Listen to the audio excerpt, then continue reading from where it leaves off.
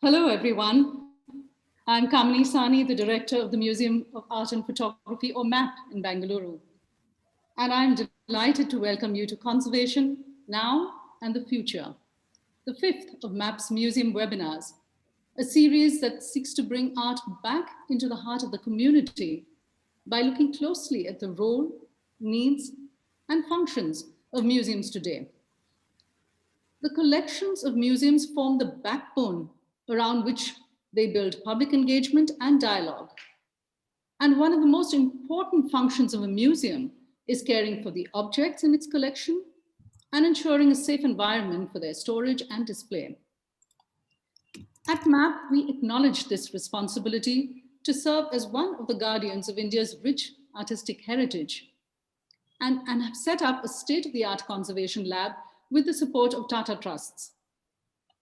Today's panel looks to examine the contemporary state of the profession, its opportunities, and challenges, while also reflecting on the future of the field, particularly in developing countries, as they readjust post-pandemic.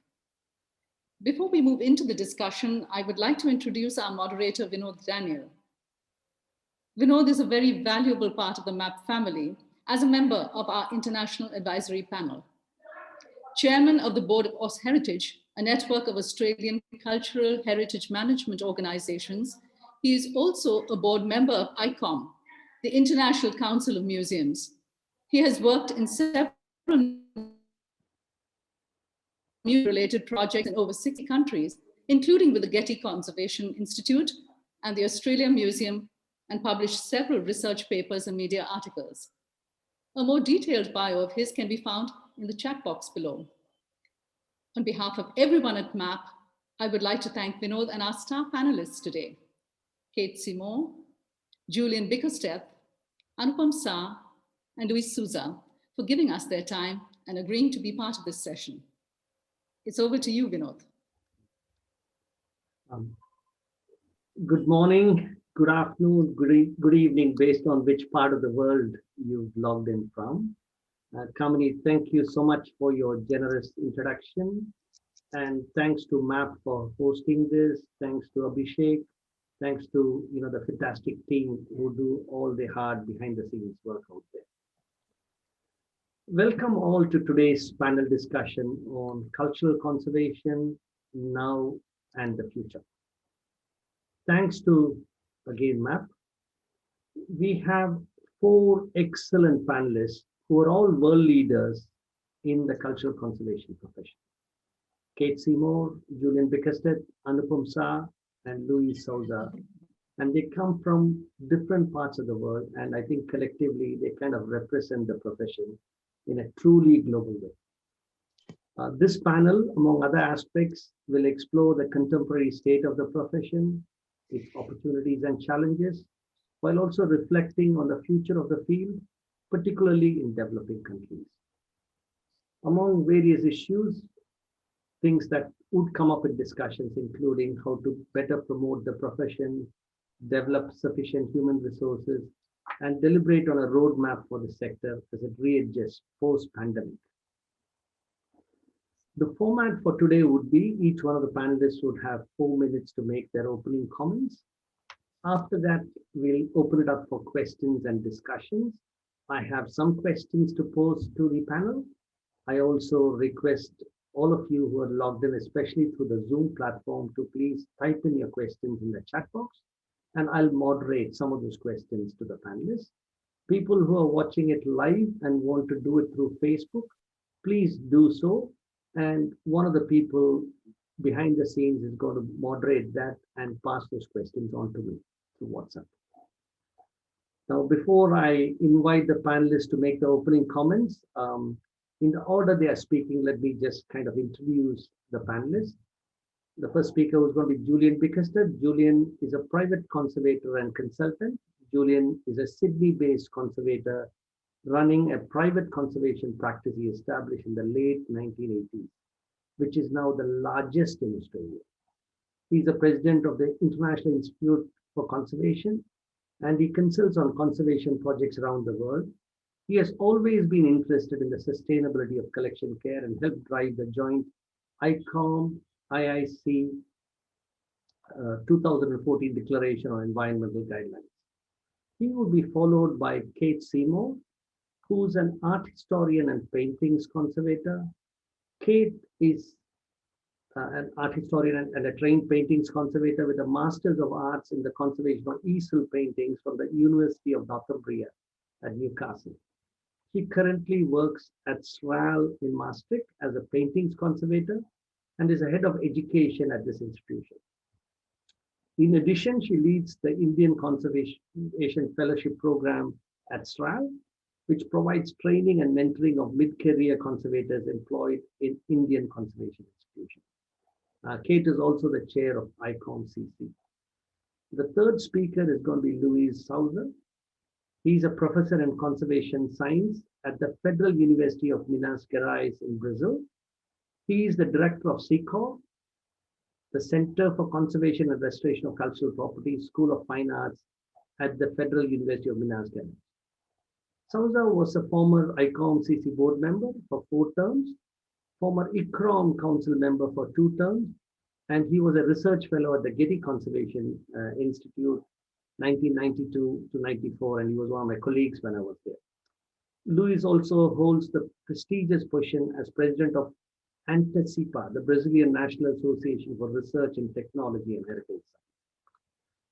Our fourth speaker is Anupam Shah. Anupam is a heritage conservation restoration practitioner, strategist, and educator. He founded the Anupam Heritage Lab India Private Limited and the Himalayan Society for Heritage and Art Conservation. He currently serves as the head of art conservation, research, and training at CSMVS Museum in Mumbai. His services as a heritage conservation advisor have been sought by various national and international cultural institutions. Anupam has been conferred with the Sanskriti Award for Social and Cultural Achievement, UNESCO Commendation, and Knighthood of the Order of the Star of Italy for excellence in art conservation. So as you see, we got 4 excellent panelists. I'm really looking forward to hearing what they have to share. So we'll start with Julian. Once Julian finishes, we'll have Kate speak and then Luiz speak and then Anupam. Please, restrict it to 4 minutes for your opening comments. Over to you, Julian. Vinod, thank you. I have 4 minutes and I have 4 points to make. Well, folks, great to talk to you all. What a year, 2020. And in fact, my 4 points all relate to that.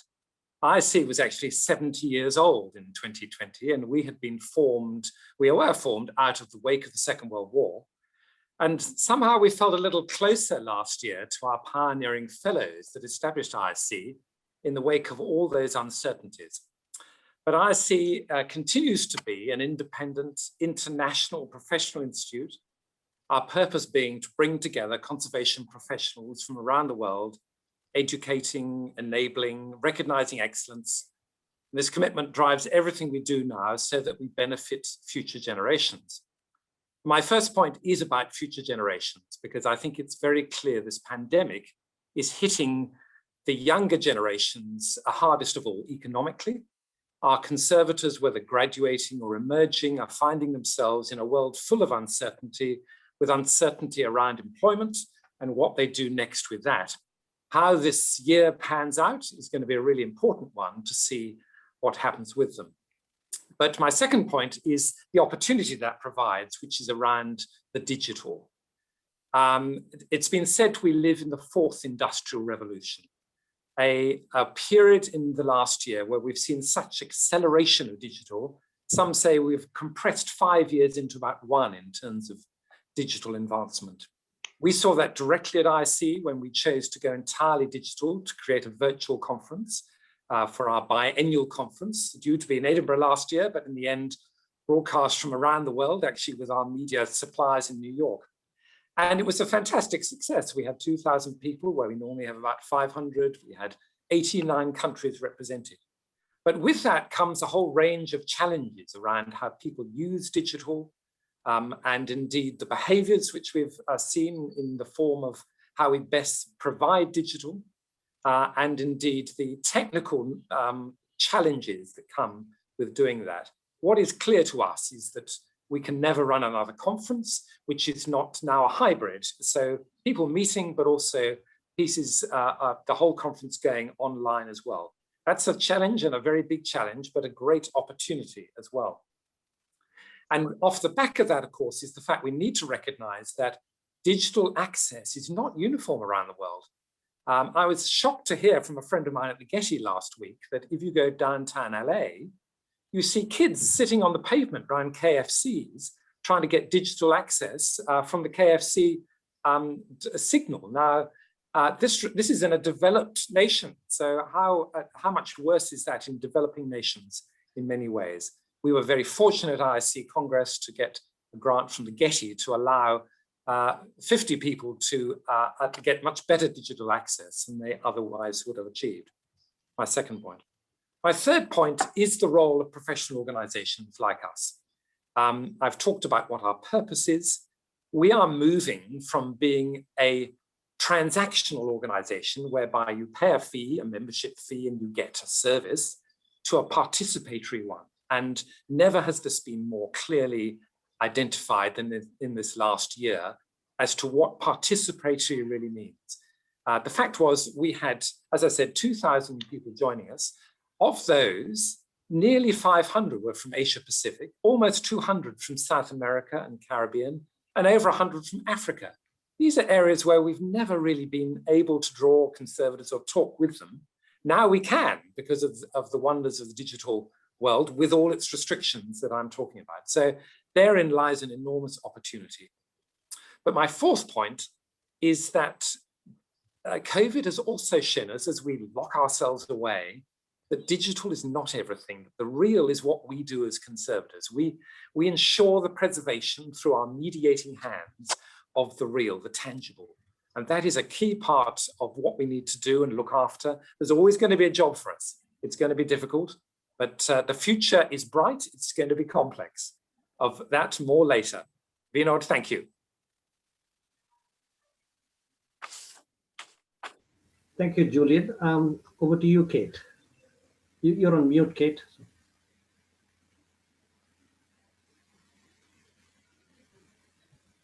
Thank you very much, Vinod, for a wonderful introduction, and thank you to MAP in Bangalore to this wonderful opportunity to present our 4 different viewpoints from the world of conservation.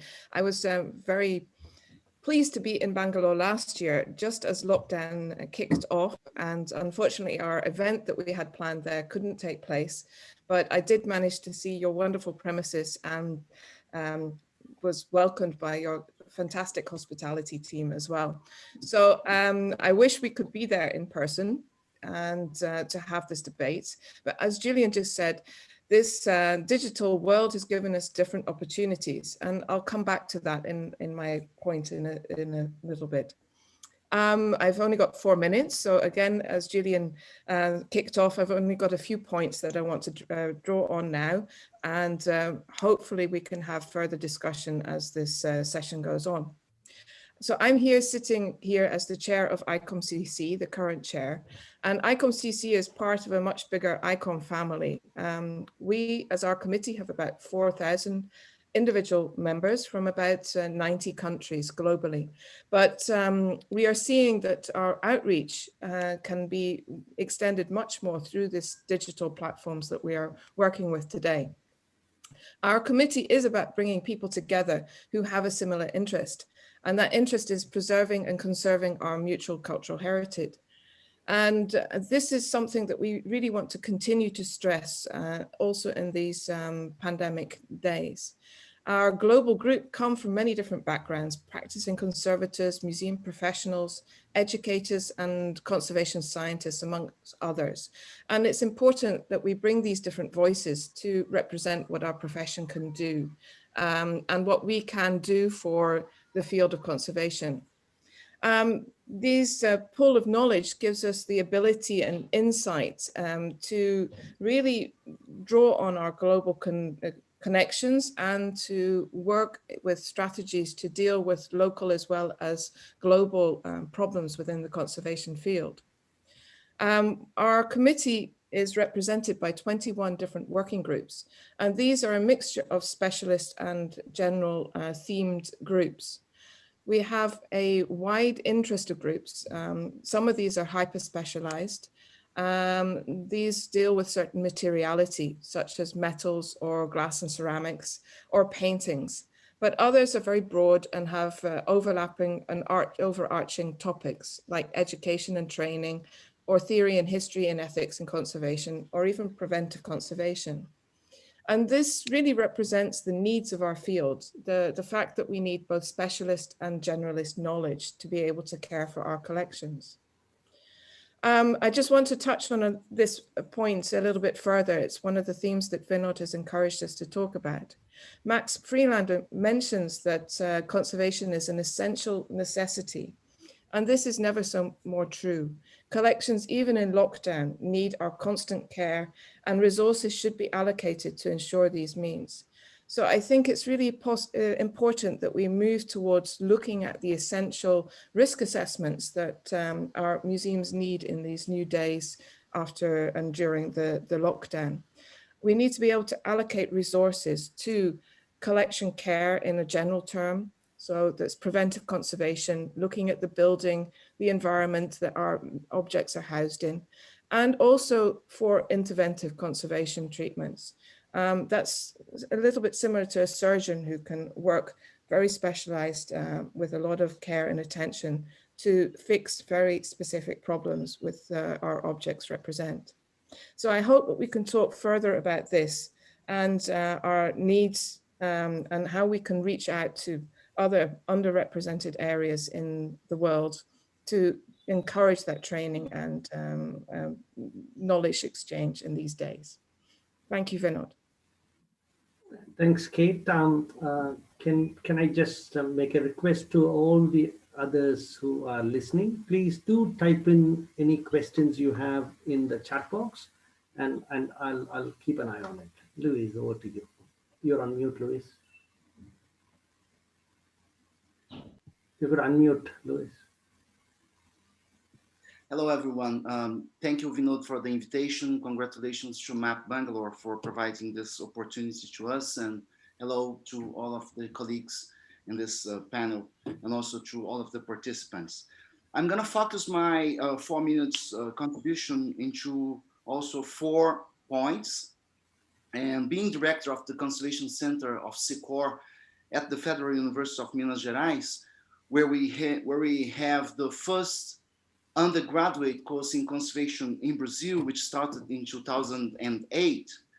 Let me give you a brief overview of the 4 topics I'll talk about. I'll talk about training, research, integration, and finally, I think that's something that's very necessary for all of us, recognition. So if we think about training, 30 years ago, there was no training in Brazil or in many countries, in several countries, except for a few courses, but not at the universities. Nowadays, we have 4 undergraduate courses in conservation in Brazil and also in other countries in Latin America. We also have graduate courses dealing with the social aspects, memory, and other fields as well, but all related to conservation.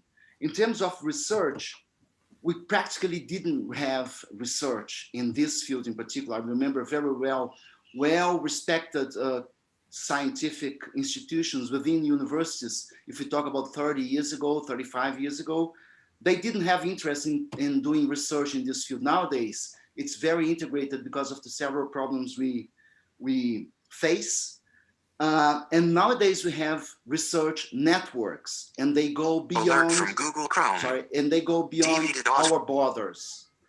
In terms of integration, that's where we come to nowadays. You know, the pandemic is really a very big problem, and we are all working remote, we are working at home, but at the same time, as we are here now, we can get together, we can talk, we can discuss. I mean, now it's 8:22 in the morning here, and I know it's late already in India. So, and this all comes down to a very specific point about the profession. Conservation is not a recognized profession in Brazil and also in many countries. I understand that under the neoliberalism or under the liberalism policies, this wouldn't be such an important point, but for the professionals, it's very important that we get recognition as a profession.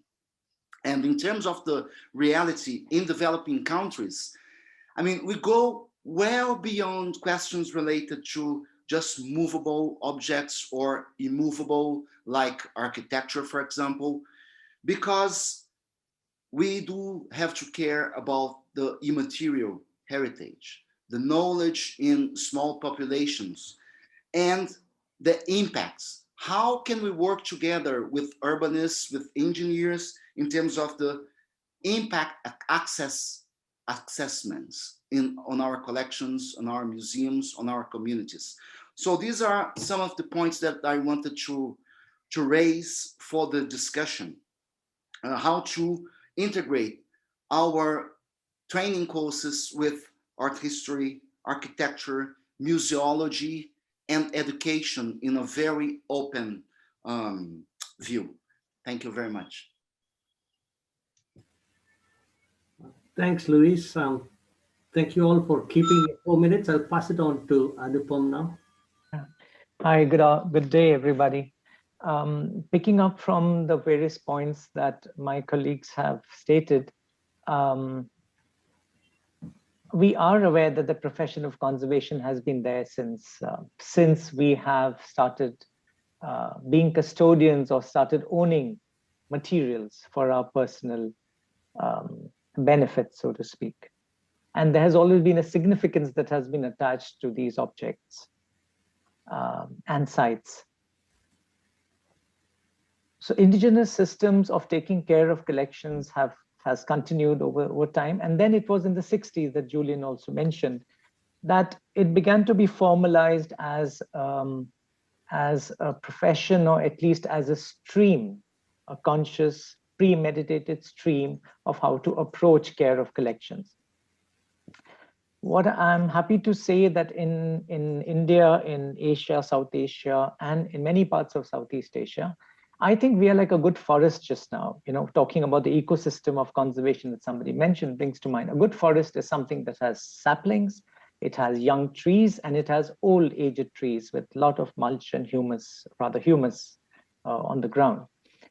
And I think the way our retired conservators and existing ones and the young ones who are coming onto the profession today are placed and dispersed augurs very well, I feel.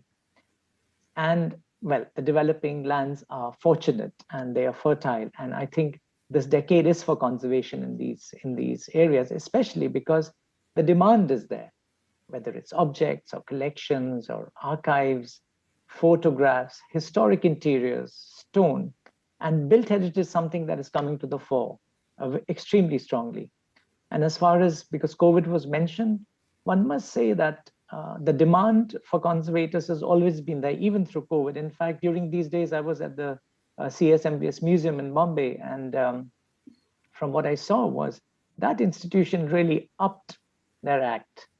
So whether it was the conservators or it was the curators, I mean, everybody turned into preventive conservators, so to speak. So I think situations always create a space for skills to coalesce together and work towards a certain direction. As far as the profession goes, as far as the actors in art conservation is concerned, collectors or philanthropists or supporters, you see, art conservation has always been a passion profession. And I think it is now time for our developing countries to also look at it as a strategical value addition profession. Because by adding value to various other sectors, your art conservation becomes relevant. So it's not just passion. It actually has great social, anthropological, sociological, economic relevance, right? And most of the conservation that we have been talking about, whether it is in India or in other South Asian and Southeast Asian neighbors, we're looking at urban centers where conservation has taken root and grown. But as with nature, seeds do, they travel. And I think it is now time for us in these countries to look at the hinterland, to look at our local communities, our rural and semi-urban areas, because that is where the workforce is. That is where skills and the livelihood opportunities are. Working at the village level, at the block level, or the district level, or the regional levels. You have to network them with the various missions of the various governments in these developing countries. Being a government is a thankless task. No matter what you do, you're expected to do it. But the fact is, I think every government in these countries has phenomenal missions that are running. It is time to network this with those missions and the various schemes of the various other philanthropic organizations and the corporates. It is time to link it with development. And we must remember, as a parting line for these 4 minutes, I think art conservation cannot work on its own. It is, especially if we're looking at the developing countries with our intangible richness and our tangibles, I think we cannot do this without the support and working shoulder to shoulder with built heritage conservation and natural heritage conservation. That's when we will form a trinity and take it forward like a real trident, cool and sure. Thank you. Thank you so much, Anupam, and thank you all four for giving very complimentary perspectives which we can add on. So let me start the discussions with my very first question to the panelists, and the way we'll do this is, I think one of you can pick the question up and answer, and everyone, you don't need to answer, but if somebody else wants to add more to it, please do so after that. The first question is, there's a huge disparity between the number of conservation professionals in the developing part of the world. You take the US, Australia, UK, and countries like that, compared to the developed part of the world. Like, say, for example, you go to the Pacific. I think that whole region might have a handful, maybe 3 or 4 people who've been trained somewhere and they've come back. How do you think we can bridge this gap and get more conservators in places that don't have that kind of infrastructure? Maybe I'll direct it first to, Julian, go ahead. I'm happy to leap in there. I think it's a very good question. Because hearing Anupam talk, and I love your phrase, a passion profession, Anupam. I've never thought about that as what we do, but it is a passion profession. I think there's clearly a history in areas of the Asia Pacific where I've worked, where conservation has been undertaken under another name, which means that it's not happening. I mean, there's extraordinary preservation occurring, but not by what we in a sense, Western way called trained conservators. So I think it's partly a synergy of bringing together recognition of that. I'm also very taken and agree with Luiz and Anupam around this issue of learning from allied cultural heritage professions. It's why, Kate and I have talked a lot. It's why ICOMOS and ICCROM and all these bodies all need to work closely together, because it is that totality of the cultural heritage which will allow us, I think, to bring conservators on that journey together. Does anyone else want to add to it?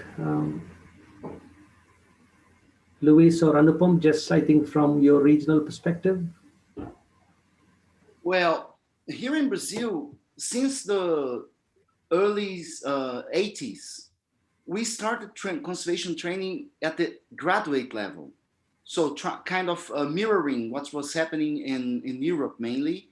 But nowadays, we have undergraduates. So the number of conservators is growing. And it's been criticized many times because of the specificity of the profession. But if you think, and then I think about Brazil and India, as huge territory, big land, and with several problems also involving immaterial heritage. So we do need a mapping of other countries, as you mentioned, Vinod, where where the number of conservators is very, very small, because we can collaborate, together with recognition and integration. I think we can promote more collaboration so that we can raise the level at the world level, and thinking on developing countries as well. Anupam and then Kate. Anupam, you can unmute. The panelists can leave your thing unmuted. So Sure. it's easier. So I think in line with what has been mentioned, I would say that the ecosystem of conservation has a number of actors, right? So while you have the trained conservator, which is extremely important because you have years of experience and the ability to take conservation decisions and the ability to associate with the various processes that can be interlinked together and the various materials that can be sort of applied to get a desired results or where to impinge upon a system to create a desired effect. Other than that body of group of minds who are able to take such decisions, because these decisions also philosophically and ethically, they have to be consistent. There is a whole lot of tiers parallel to each other, which are floating in this sort of big water body of conservation. And it is these different skill sets that also have to be developed. And these skill sets develop individually. I mean, for example, a woodworker is one such skill set, right? One skill set individual. Similarly, there are various skill sets that need to be developed. And developing countries, fortunately, the skill of the hand is still there. And I think that is one thing that we are missing in our conservation training is the practical aspects of conservation training. Youngsters are coming out in droves with degrees, with almost no experience in practical conservation. So I think the challenge in the developing countries also in terms of how to address this is also to create that big balance, a good balance of the practicality of the work as well as the intellectual and ethical inputs into the profession. So much for now. Yeah. Thanks, Anupam. Kate? Yeah, I think that we have to look for a sort of multifaceted approach to encouraging conservation development in these underrepresented areas. Conservation is going on, preservation is going on in these areas, but they need access to these communities that can be provided by IIC, by ICOMCC. And this can happen, Julian mentioned in his initial comments that there was a grant for participants at their conference last year. And we will have the same opportunities for our triennial conference that has been postponed but is in May. And we actually had a call also for participants from underrepresented countries to attend that. But that's one aspect. It's getting people there to those events. But the event is not the actual most important aspect. I'm sure Julian will agree. It's the networks that you build up at those events. And that happens, unfortunately, much easier in an in-person event. So I do hope that we're not moving away totally from in-person events in the future. So I think that these connections, these networks that you strengthen and build, allow you to train trainers. You can pull people in from the profession, give them additional training and get them the skill sets to send that on to a wider public when they come home. And I think that that's something that we should be focusing on, is training trainers much more, is looking at that. Anupam gave a nice analogy for the forest. We're not looking at the seeds and the acorns, we're looking at the saplings and finding the right saplings who are going to grow up and give that overarching shade and nutrients to the surrounding forest. They can take care of the acorns and let them grow up.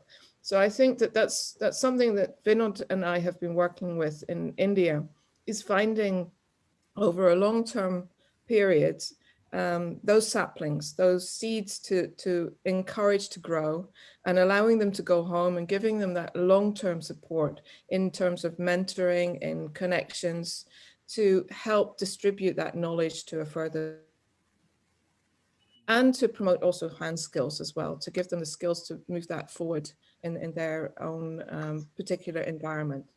And I think that that's where you get this trickle down effect with the block to the block that level and the village level that Anupam was talking about. Thanks, Kate. I think we should make sure, we'll try and make our answers short so that we can take as many questions as possible. The next one's on perception of this profession. Um, how do you think we can improve the perception of this profession, both within the context of where the profession works? It could be the museum, or some of the private people might work more in a national level. What could be aspects that could be done? I mean, especially I think from an organizational perspective, it'll be good to hear both from ICOM-CC and from IIC. I mean, again, parallel to this is we are going to be going through a period of great stress for funding for museums overall. I think the next 3-4 years is going to be quite difficult. And so there's going to be a lot of different competing needs that are going to happen. So I was just thinking, in that platform, how do you pitch for conservation? So maybe I'll ask Kate to start with, and Julian follows, and the rest can follow after that. That's a difficult one, Vinod. And I think that politically, each country has its own approach and its own funding streams for museums. So it is a difficult aspect to completely answer for specific areas. But globally, I think we've got the opportunity now to promote our profession much more. We're becoming more confident with these digital means of communication, and that gives us another field of outreach. And I think that we need to just ensure that the quality of the material that we're producing, and that is our voice to the wider community, is there. Conservation is a necessity. It is an essential necessity. As I mentioned in my earlier comments, collections don't exist without their being preserved, and that means conservation practice. So I hope that through our networks that we can continue that promotion of our needs as a frontline worker in terms of our cultural heritage. Thanks, Kate. Julian? I think it's about confidence as a profession. In the early days, I think we were still trying to establish ourselves as a discipline. And I remember the director of the museum that I worked saying, Julian, we call you the no people because you're always saying no to a loan or to a display because you're trying to overprotect it. Now, I think as we've grown into maturity, we've become much more confident around what we're doing. And it's interesting you mentioned, Vinod, the environmental standards that you and I and Luiz worked on in Melbourne and in Hong Kong, the joint IIC-ICOM-CC declaration. Now, that was not about saying we're experts in all the air conditioning and HVAC systems. It was about saying we have a justifiable seat at the table around this whole issue of collection care, because we know what's best for our collections and we can talk confidently to that. And I think that is the area that we really need to focus on, building that confidence through professional organizations, through training and through seminars to achieve that. Thanks, Julian. Anupam, Luiz, you want to add anything? Yeah. Anupam? After you, Luiz. Okay. Sorry. I think that some experience we are having here, and they go back to what Anupam mentioned, working with small communities, working with small villages, because as long as we can go with our students, for example, to small communities and to help them to recognize themselves and their values, this will help to project not just conservation, but also the importance of the knowledge and of the, all of those systems that are and run around these small communities. And this is very particular for our developing countries because of the economic impacts of some activities like big entrepreneurial initiatives within the country, and mining, for example, is a very, very big problem we have here, and it looks like a world common problem as well. So working with small communities and integrating these students into this reality is very important, I think. Thank you. Anupam? Yeah, I think what I would say at this stage is quickly that, developing countries, post-COVID, whatever, they're raring to go just now. They've been held back during these 8-9 months, and they are on because every project has been stalled. And we must remember that for developing countries, projects, infrastructural or whichever, are livelihood opportunities, and they need to go. It is very important that they run, and they will run. So I think as far as conservation is concerned, I think we ought to have a clear idea of what is it that we want to conserve and also why. It is very easy to go and conserve something because it will be some source of our daily bread, by the sweat of thine brow. But I think we have to see which sector ties up with that, what we want to conserve. It could be an infrastructure project. It could be a soil conservation project. It could be fisheries. There's so many sectors, right? And there it is that your conservation leader or your planner has to converge resources, because doing that little bit of conservation adds value to those projects, immense value to those projects. So I think that is the way that it should also be approached as an alternative, because in developing countries also we have the little advantage. There are other supporters, whether it is the governments, whether it is the various schemes of the governments, and whether it is corporate social responsibility, which seem to be, quite active these days here. So I think it's about seeing this other way also in which you can converge your resources. So not a problem. Thanks, Anupam. Just moving on. Just moving on. I was just thinking, look, most people who are conservators in the West, they are highly trained. They go through, maybe 4+ years of degree level program, and they're quite specialized, and they're the best. Now, I don't think every country in the world would have that kind of a luxury. So do you think there's space where the profession can have, various, ways to deal with the issues, say, right from these very highly specialized people to people who probably have very limited training for a month or so, but they look after one particular type of need, especially, you might be living in a rural place where you might have a particular wall painting. They understand how that's conserved. That's a livelihood. Or it could just be some basic collection care. So I'm just thinking whether conservation going forward needs a model which is like a triangle, where the top bit is really highly skilled, people who have tertiary qualifications. They're like the super specialty doctors. But then you have a lot of other paraprofessionals who work right in the bottom, who have certain skill sets to work on certain aspects. So I just wanted to get your comments on those. Maybe Anupam, you can start with. Anupam, you've been working quite a bit in rural parts. So yeah, so I think it's not so straight as you have the super specialized person at the top. Sometimes it might, and if you don't see it as a triangle, if you see it as a sphere, depends on what is north and south. I think you can have the super specialized person fitting in the gaps only in certain areas. You can have a general practitioner right on top, a person who has the ability to have a great bandwidth to be able to see a much larger picture and see the lay of the land rather, right? For a conservator, I think that could be it, that you have these different types of people and they sort of merge into each other. I think it is in a state of not flux, but it is a thing in movement, it's organic, and different people will fit into it at their space and time. So I think it's everybody has a role at different times.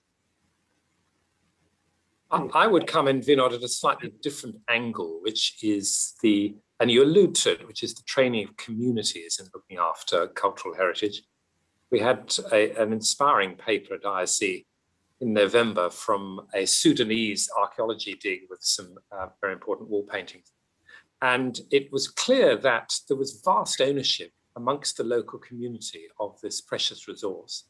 So experts came in and they trained the locals who already felt this great, as I said, ownership of this collection in terms of basic collection care, really. And it was interesting that as one of the questions, I think it was a German conservator said, you can wander into a church in Germany and there's just no community involvement or interest in it at all. Amazing architectural gems. So to see the whole village in Sudan all turning out to make sure their local wall paintings were looked after was wonderful. And that's where the training really could be well achieved. Yeah, Anupam, can we move to the next one, or yeah, go ahead. Just quick thing that them looking after it also is the fact that when somebody draws attention to something, that's when the local community feels pride in it sometimes. So I think that the other aspect also. So while the training is there, the fact is one has drawn attention towards it and a significance has been sort of manifested. Yeah. And for the participants, I'm actually monitoring the questions and I'm picking parts of it and mixing so that I can just, make sure I cover as much. Go ahead, Luiz. Yeah. Yes, I think in thinking about our reality, we can accommodate. For example, here we have undergraduate training, but we also have technician training. There is a particular foundation in the historic city of Ouro Preto, which is a World Heritage Site. And we do have a technician training. And also we now have, in the same city, technician training for architectural restoration. And contrary to what Julian said, for example, when we go into small communities here and look at the churches, the whole community is very involved. So we do work with them. And I think there is space for this, and it's important to recognize it. Yes. Okay, now the next one, again, picking a number of comments that have come in the Q&A. Young people. I think there's a lot of young people now getting into the profession, especially in the developing part of the world. I would like to get your comments on the future of the profession and how to really strengthen, their capacity, and also comment on indigenous knowledge. So in terms of, there are certain generic things that are there, but I think each country has got its own indigenous ways of conservation, which could be used, but probably needs to be substantiated, whatever it is. I would like the panel's comments on both. Go ahead, Kate. Yeah. Well, Vinod, training conservators is part of my ethos. I'm a trainer of conservators, and especially young conservators. So maybe I can address that one. I think in Europe, we have these formal training courses where you enroll in a degree course and it becomes your passion. And it really is a passion. It's a long training course. And these people, they go on to really great jobs in the conservation profession. But the museum sector is broader than that. We have a lot of people in the museum sector who are also caring for the collection. It's not just the conservator, it is the cleaners, it is the technicians, it's the lighting people, and they all have specialist knowledge too. So I think we've got this tendency to think of a collection care as being done by one person. And I think we need to broaden that to this wider community that looks after the collections, and encouraging students to do that and encouraging young people to do that. So to get museums to open up, and many museums, and I know MAP in particular, have a training program for education for school children. And that's where we need to go to. We need to expand and explain our profession in terms that children who are visiting these collections, who it becomes part of their cultural heritage, and get them involved in this and foster that through their education, through their degree program, to get them into the various trades or trainings that they need to do. So I'm wondering if some of the other panelists have ideas about how to engage at that lower secondary educational level to encourage conservation for the future. Well, I think, if I may, I think India is taking a step ahead on this, because already at a policy level, there has been the decision to converge and coalesce the sciences and the arts together, because they have realized that for many, many decades, these have been they have become disparate streams, right? So that, I think, is a very good decision, because things flow from the top here. And because it is happening at the top, it is a matter of time, and it will permeate down to, it's already permeated down to the undergraduate level. And now I think higher secondary and school level also, it will come through. I think it's a question of a few years and it will happen. So that is very good. Julian, you want to... from ICU's point of view, I think this is the future, and we're really concentrating on it. We started by providing special reduced membership for students, and we've seen now the enormous amount of early career needs there are. So we're running now annual emerging conservator conferences, and these are consistently sold out, and the energy that brings us all along that you see with our younger friends. And as you say, the thirst for both technical knowledge and experience is enormous. And I do get back to where I started from. The economic impact on them is going to be hardest, and they need particular care. And we're really going to be concentrating on how we can achieve that. So maybe just to, kind of take this conversation one step further, I was just thinking, is there merit in the peak bodies, including IIC and ICOM-CC taking the lead, but CCOR and a whole range of other bodies coming there and having a platform? I mean, now that with the digital domain becoming part of reality, a lot of the young people, they get trained, but their training is limited based on the amount of professionals available there to train them. But here is an opportunity for, some global trainers or training packages to be involved. There's possibilities for indigenous knowledge to be kind of dumped in that platform for others to benefit, whatever it is. So it's just a thought I just want to leave behind, saying, look, it could be like a coalition of peak bodies getting together and develop something that takes the global profession forward. So I know each one of you in your own domain are doing fantastic things. So it's just a thought. I'm not wanting you all to comment on it, but I just thought I'll leave the thought behind. Now, just moving on, like in terms of numbers, when would you think a country has got enough conservators to meet the national needs? I mean, what's a number that you think, where one feels, look, we got enough. It's like, there are numbers for doctors and there are numbers for, every other profession, more broadly. So I was just thinking, can that become a basis for us to really help in developing the profession?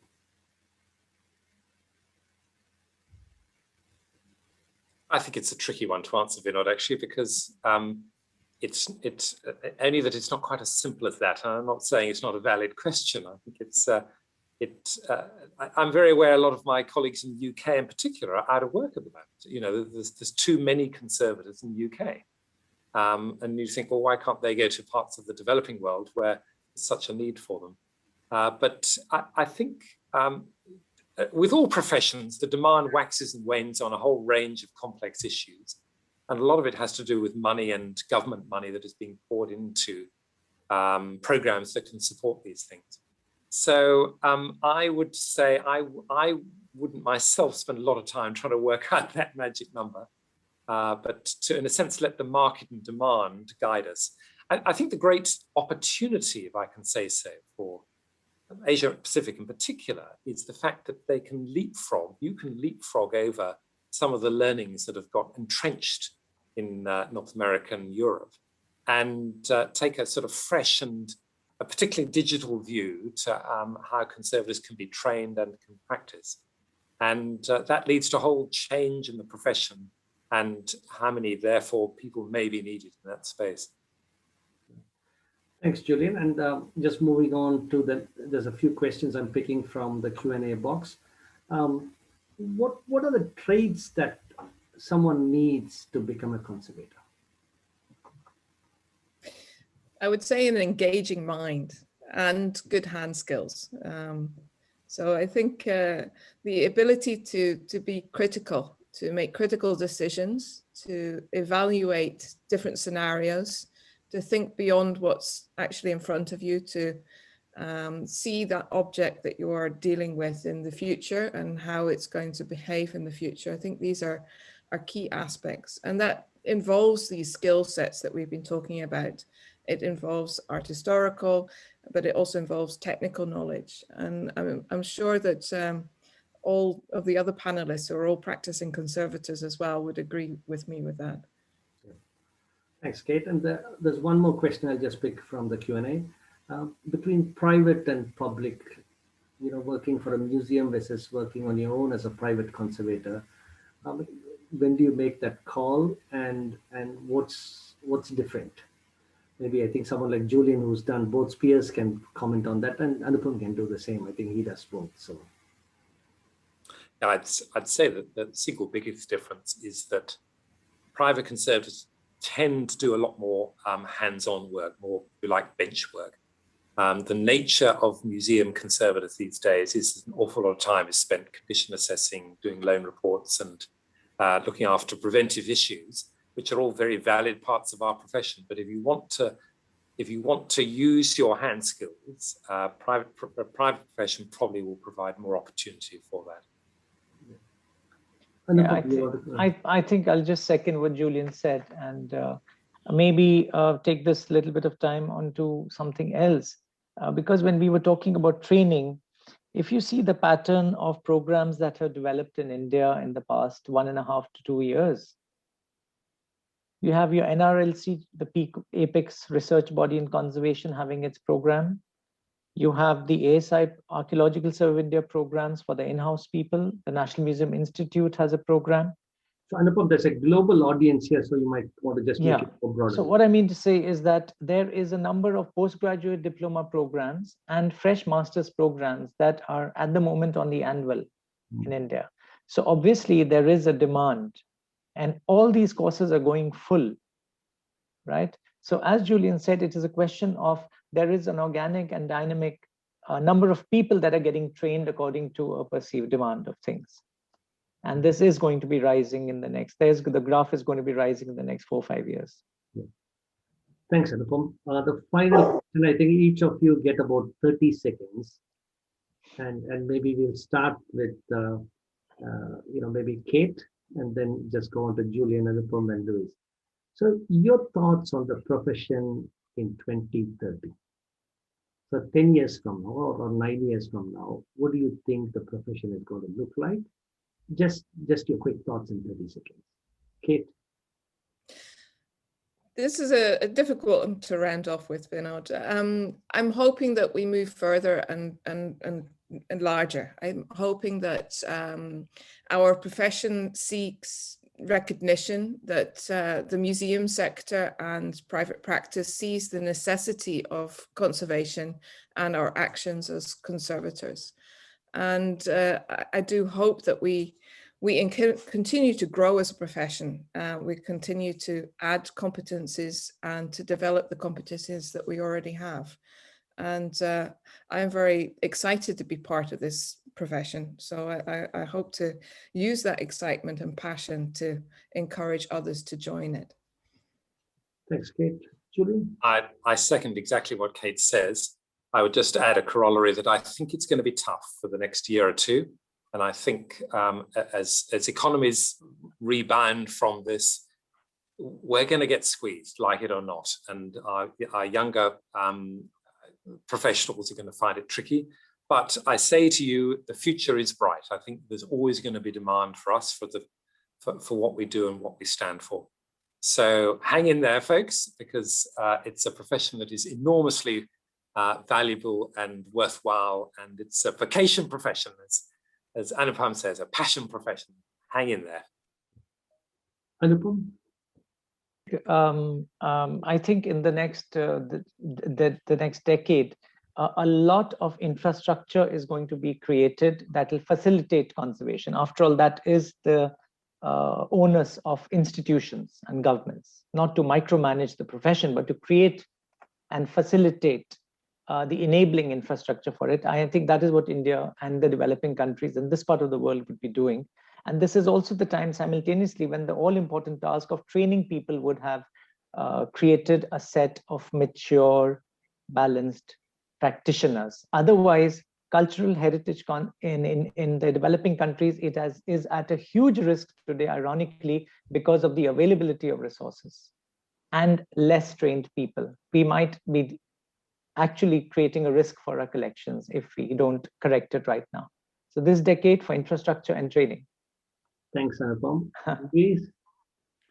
Yeah, Well, for the next decade, I think that, as I can see here in some fields, if we think about the highly trained people, I think there will be more specialization within the field. So, for example, conservators will be offering services in terms of documentation, scientific examination, like in the medical field. This is already happening in big cities here in Brazil. But at the same time, the indigenous knowledge must be more known by all of us. In terms of science, we do need more application, because I think that more research is going to be produced.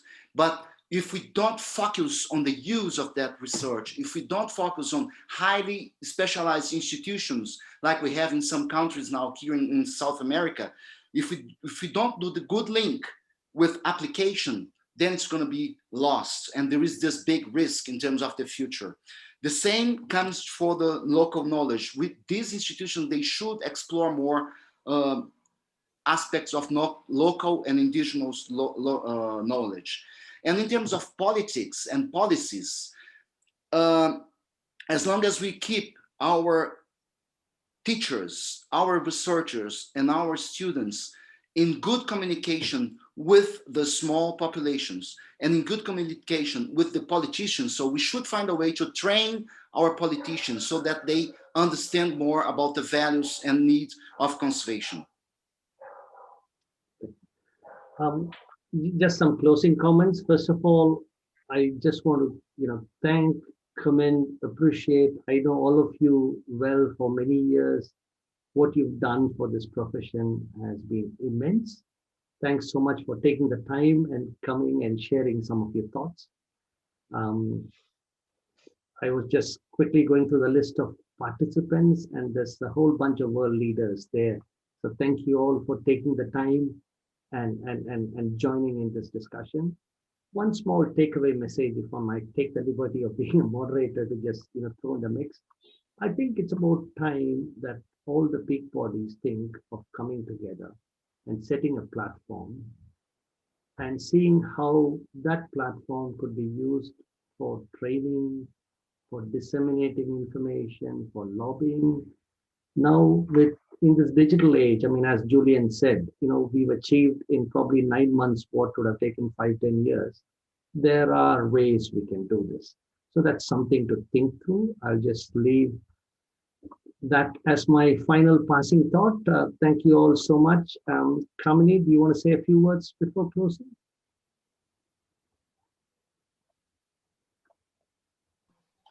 No, that was a really amazing discussion. So I have to thank each one of you for making the time to be with us at MAP.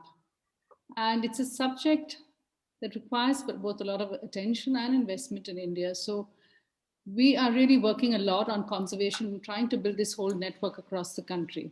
So I have to thank you all for being part of that effort and for joining us on this discussion today. Thank you especially, Vinod, for moderating this and putting it together. And I thank you all our audiences for joining us. Keep coming back to watch our programs at MAP. Thank you. Good night.